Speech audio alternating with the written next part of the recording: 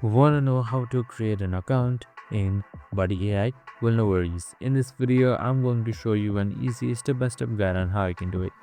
It's super simple and under a minute, so let's get right into it. Now, first things first, just simply open up your Buddy AI application on your mobile phone, and you should be provided with this interface once it's your first time logging in. And now, in order to create an account, you can just simply select sign in right here. So now, once you have selected sign in, here you must be an adult or you must be a parent to do this. So you can just simply solve a math problem,